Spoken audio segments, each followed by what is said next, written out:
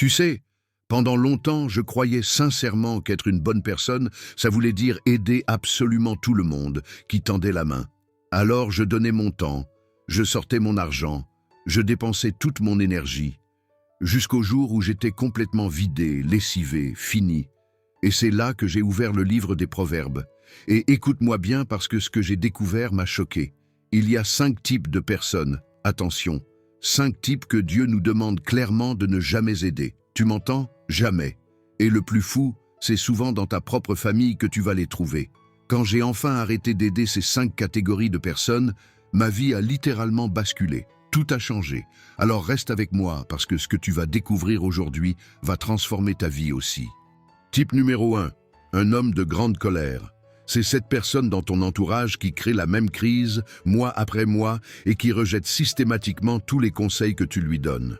Tu connais très bien cette personne. Elle perd son travail parce qu'elle a insulté son patron. Bon, tu te dis que c'est ta famille, tu l'aides pour le loyer, tu prends le temps de lui expliquer comment gérer sa colère, comment avoir de la maîtrise de soi. 2 mois passent, et devine quoi? La même histoire se répète. Nouveau patron, mais les mêmes excuses qui sortent de sa bouche, toujours les mêmes schémas, toujours les mêmes explosions de colère.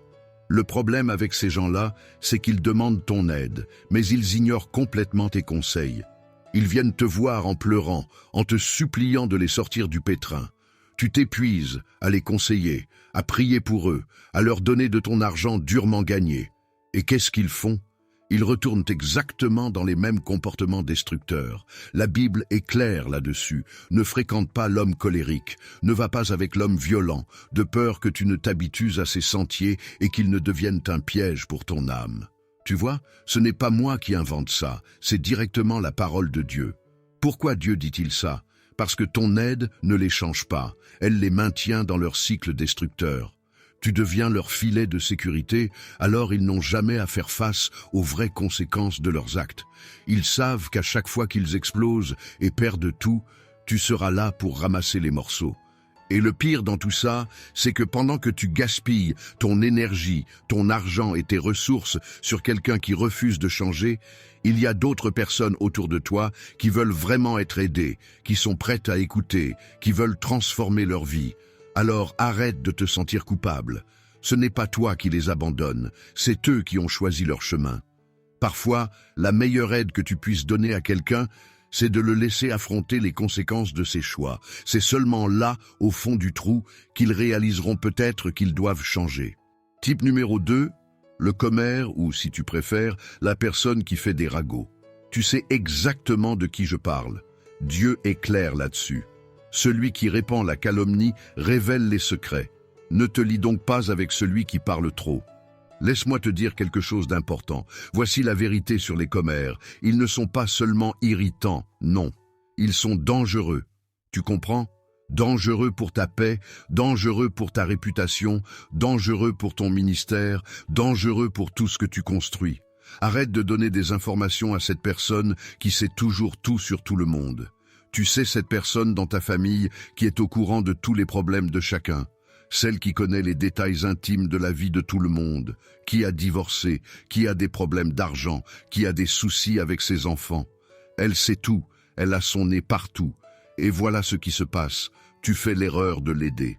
Peut-être que tu lui prêtes de l'argent, peut-être que tu l'invites chez toi, peut-être que tu lui confies quelque chose de personnel. Tu penses que tu fais une bonne action, que tu es charitable, que tu agis en bon chrétien. Mais arrête de l'aider parce que cette personne va déformer ta bonté en une histoire. Elle ne va pas simplement dire « un tel m'a aidé, que Dieu le bénisse ». Non, elle dira que tu as aidé par culpabilité. Elle inventera une histoire selon laquelle tu devais quelque chose, selon laquelle tu essayais de te racheter pour quelque chose que tu aurais fait. Ou pire, elle dira que tu as aidé juste pour paraître spirituel, pour te faire bien voir, pour avoir l'air d'un bon chrétien devant les autres. Tu vois comment ça fonctionne? Ta bonne action devient un sujet de conversation déformé.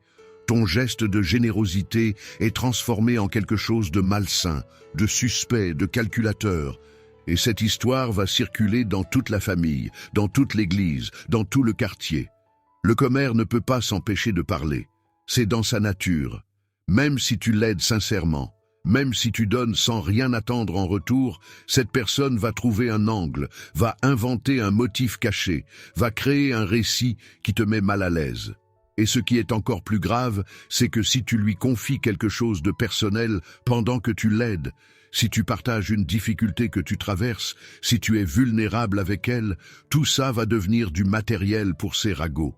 Tes secrets, tes luttes, tes faiblesses vont être déballés devant tout le monde.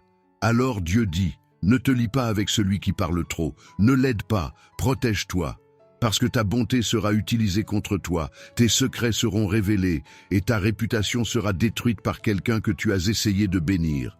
Type numéro 3, et cela choque beaucoup, la personne paresseuse, celle qui refuse catégoriquement de travailler.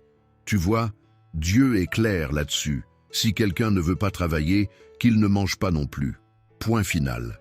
Et attention, parce qu'il y a une différence monumentale, une différence énorme entre ne pas pouvoir travailler et ne pas vouloir travailler. C'est vraiment pas la même chose du tout. Alors regarde, la mère célibataire qui bosse dans 2 emplois différents, qui se tue à la tâche et qui a quand même besoin d'aide alimentaire pour s'en sortir, celle-là, tu l'aides sans hésiter. Tu comprends? Elle fait ce qu'elle peut, elle se bat, elle mérite ton soutien. Mais là où ça devient problématique, c'est avec cette personne en parfaite santé qui attend tranquillement la bonne opportunité pendant qu'elle dort jusqu'à midi tous les jours et passe ses après-midi à jouer aux jeux vidéo. Celle-là, tu arrêtes de la soutenir immédiatement. Arrête de lui donner de l'argent, arrête de payer ses factures, arrête de lui faciliter la vie. Et Paul, l'apôtre Paul, il était tellement sérieux sur cette question qu'il a littéralement dit « Laissez-les avoir faim ». Tu te rends compte? C'est radical comme approche, mais il y a une raison très précise derrière ça. Pourquoi il dit ça? Parce que la faim, mon ami, c'est une motivation extrêmement puissante. Quand ton estomac commence à gargouiller sérieusement, tu bouges, tu te mets en action, tu cherches des solutions. Le problème avec ton aide, et c'est là que ça devient vraiment important à comprendre, c'est que ton aide maintient cette personne confortablement installée dans sa désobéissance. Tu crois l'aider, mais en réalité, tu l'empêches de grandir. Tu la maintiens dans un état de dépendance malsaine. Elle n'a aucune raison de changer parce que tu continues à tout régler pour elle. Elle reste là, bien à l'aise dans son canapé, parce que quelqu'un, probablement toi, paie ses factures et remplit son frigo. Alors, si tu veux vraiment aider cette personne, parfois, la meilleure chose que tu puisses faire, c'est de retirer ton aide. Je sais que ça paraît dur, je sais que ça fait mal, surtout quand c'est un membre de ta famille. Mais c'est exactement ce que Dieu nous demande de faire. Parce que tant que tu continues à la porter, elle n'apprendra jamais à marcher toute seule. Elle n'apprendra jamais la responsabilité, la discipline, le travail. Donc, arrête de nourrir la paresse. Arrête de financer l'irresponsabilité. C'est de l'amour dur, c'est vrai.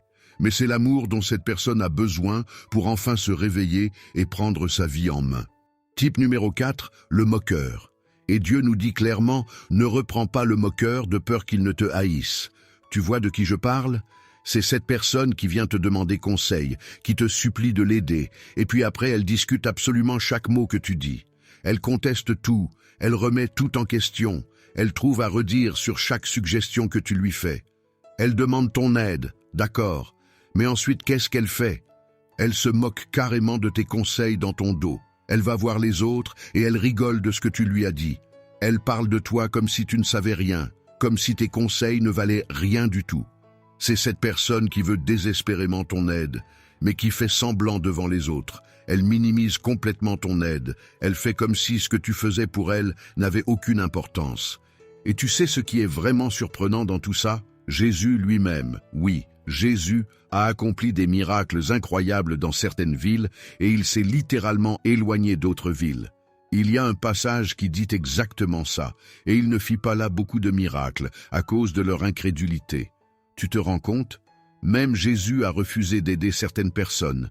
Même le Fils de Dieu a dit « Non, je ne vais pas gaspiller mes miracles ici ». Alors maintenant, pose-toi cette question. Si Jésus lui-même a refusé de l'aide aux moqueurs, pourquoi est-ce que toi tu penses que tu dois continuer à aider ces gens-là? Qui es-tu pour faire plus que ce que Jésus a fait?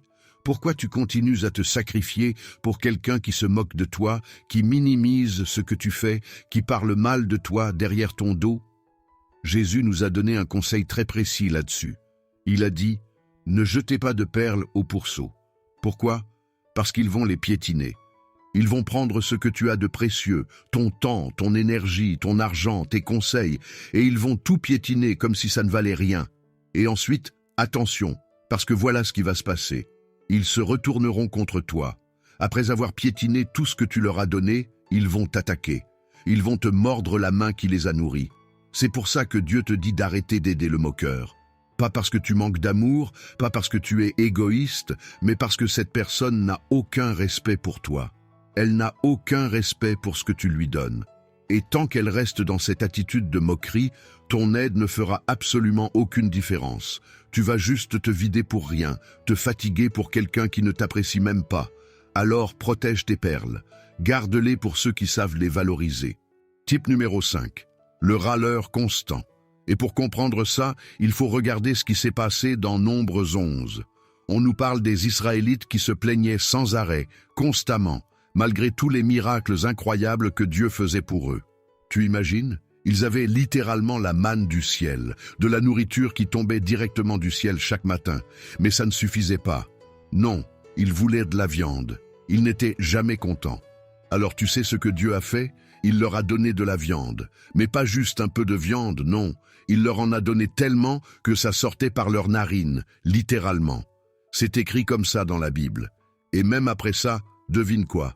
Ils sont restés insatisfaits. Rien ne pouvait les contenter. Là, Dieu nous dit clairement, faites tout sans murmure ni plainte. Pourquoi? Parce que cette personne, le râleur constant, elle te vide complètement. Elle t'épuise mentalement, émotionnellement, physiquement. Rien n'est jamais assez bien pour elle. Tu l'aides à obtenir un emploi?